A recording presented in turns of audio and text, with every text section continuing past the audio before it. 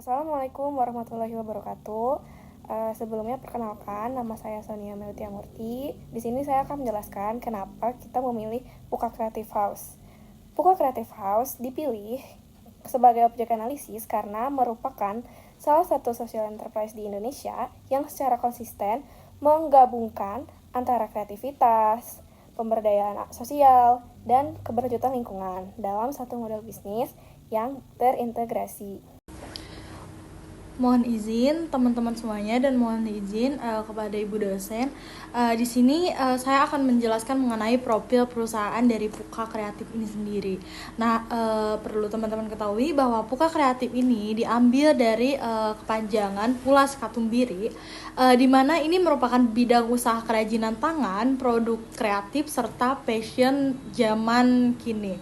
Kemudian Puka Kreatif ini sendiri beroperasi berpusat di Bandung dengan ada beberapa cabang di Garut serta wilayah Jawa Barat lainnya. Tahun berdiri Puka Kreatif ini yaitu sekitar tahun 2015 dengan nama owner Ibu Desi Nur Anissa Rahmah. Mereka memiliki tagline From Disability to Artability. Visi mereka yakni mewujudkan ruang kreatif inklusif bagi penyandang disabilitas untuk berkarya dan berdaya. Mereka mempunyai misi memberikan pelatihan keterampilan kreatif, menciptakan kesempatan kerja bagi penyandang disabilitas, mengembangkan produk ramah lingkungan dan bernilai seni. Kemudian mendorong kolaborasi lintas lembaga untuk penguatan ekosistem inklusif. Yang kedua ada program-program yang sudah dilaksanakan. Yang pertama ada program pelatihan kreatif untuk anak berkebutuhan khusus bekerja sama dengan SLB untuk mengembangkan kemampuan seni dan keterampilan. Yang kedua ada program pemberdayaan komunitas lokal seperti produksi merchandise, workshop, desain grafis, ilustrasi, fotografi, dan kerajinan.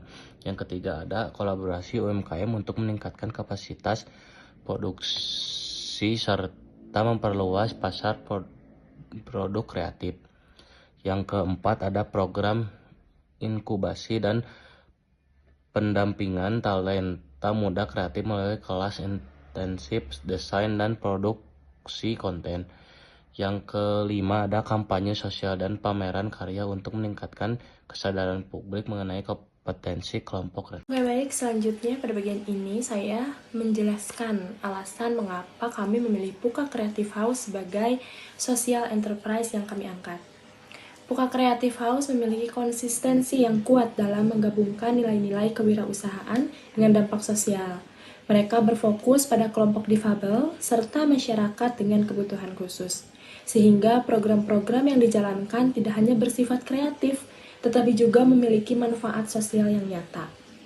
Program-program Puka relevan dengan isu pemberdayaan, kesetaraan akses, serta pembangunan berkelanjutan. Melalui berbagai kegiatan berbasis kolaborasi dan kreativitas, Puka berhasil menjadi contoh social enterprise yang adaptif, inovatif, dan memiliki jangkauan yang luas. Ini alasan mengapa kami memilih Puka Kreatif, karena kami menilai sebagai social enterprise yang tepat untuk diangkat dalam program ini. Kelebihan dan kekurangannya. Kelebihannya yang pertama berorientasi pada pemberdayaan jangka panjang bukan sekedar bantuan. Yang kedua, model bisnis kreatif dan berkelanjutan menghasilkan pendapatan yang mendukung keberlanjutan program sosial. Yang ketiga, kolaborasi luas dan SLB, UMKM, dan komunitas sehingga program lebih efektif dan sesuai kebutuhan. Yang keempat, inklusif dan berbasis nilai kesetaraan, memberi ruang bagi kelompok rentan untuk berkembang. Yang kelima, adaptif terhadap perkembangan industri kreatif, terutama digitalisasi dan media sosial. Dan kekurangannya adalah yang pertama, skala dampak masih terbatas karena sumber daya dan kapasitas operasional. Yang kedua, ketergantungan pada kolaborator sehingga keberlanjutan beberapa program bergantung kepada mitra. Yang ketiga, promosi dan publikasi belum maksimal menyebabkan sebagian masyarakat belum mengenal nilai sosial yang dihasilkan. Yang keempat, pendanaan variatif karena sebagian pendapatan berasal dari proyek-proyek kreatif yang fluktuatif. Sekian dari saya, Mukbil Muhammad. Terima kasih. Kemudian saya akan menjelaskan apakah program dari Puka Kreatif ini berhasil atau tidak. Yang pertama, tentunya program yang mereka usahakan ini berhasil dikarenakan yang pertama mereka berhasil menjalin keberlanjutan antara sekolah luar biasa dengan pihak Puka Kreatif. Kemudian adanya peningkatan keterampilan ABK dalam seni dan desain dibuktikan melalui pameran karya seni dan publikasi mediasi lainnya. Kemudian ada pernah masuk dalam pemberitaan positif dan mendapat pengakuan publik atas kontribusi sosialnya.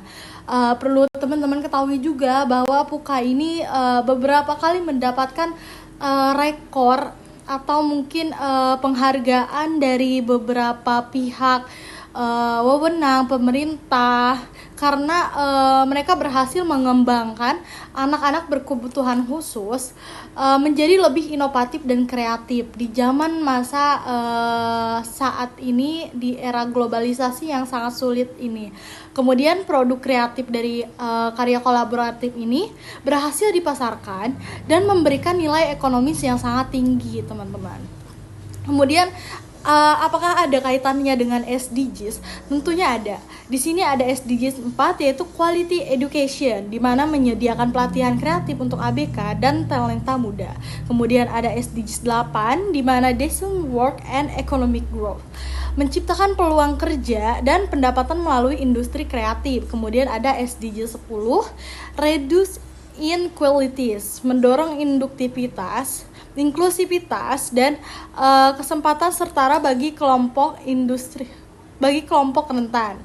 Kemudian ada SDGs 17 Partnership for the Goals, mengandalkan kolaborasi lintas individu dan lintas kelompok. Oke, kemudian teman-teman di sini saya akan menjelaskan lagi mengenai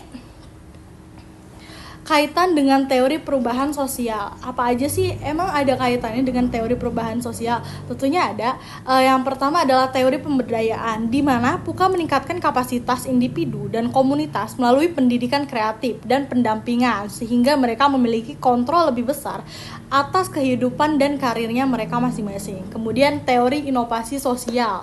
Pendekatan kreatif Puka dalam mengintegrasi karya seni, industri kreatif, dan pemberdayaan adalah bentuk inovasi sosial, menciptakan solusi baru atas masalah sosial yang terjadi. Seperti yang teman-teman ketahui, bahwa pada ABK ini sendiri akan sangat sulit untuk mendapatkan pekerjaan. Dengan adanya Puka Kreatif ini, kemungkinan ABK ini bisa lebih berkembang, lebih maju, bisa mendapatkan pekerjaan yang layak untuk mereka. Kemudian teori perubahan struktural, di mana membuka akses bagi ABK untuk tampil di ruang publik. Seperti yang saya bicarakan tadi, Puka menggeser cara pandang masyarakat terhadap kelompok difabel dan mendorong perubahan norma sosial. Kemudian next. Oke, yang terakhir ada kesimpulan. Melalui berbagai program pelatihan kolaborasi dengan SLB, serta pemberdayaan UMKM dan talenta kreatif, Puka telah memberikan kontribusi yang signifikan dalam meningkatkan keterampilan, inklusivitas, dan peluang ekonomi bagi kelompok yang rentan. Kelebihan Puka terletak pada inovasi dan konsistensinya, meskipun masih memiliki beberapa keterbatasan seperti skala operasi dan promosi. Program-program yang dijalankan terbukti relevan dengan tujuan SDGs yang didukung oleh teori perubahan sosial yang menjelaskan mekanisme dampaknya. Secara keseluruhan, Puka Creative House dapat dijadikan contoh social enterprise yang efektif dan inspiratif dan berkelanjutan. Dan kau selamatkan aku, dan ku menyelamatkanmu. Sekarang aku tahu cerita kita tak jauh berbeda, but betambah the world. Sometimes I wanna fall. Namun suratmu kan ku ceritakan ke anak-anakku nanti bahwa aku pernah dicintai with everything you are. Saya Sonia Mutiamurti, sekian dari kelompok 5. Mohon maaf bila ada salah kata. Terima kasih. Assalamualaikum warahmatullahi wabarakatuh.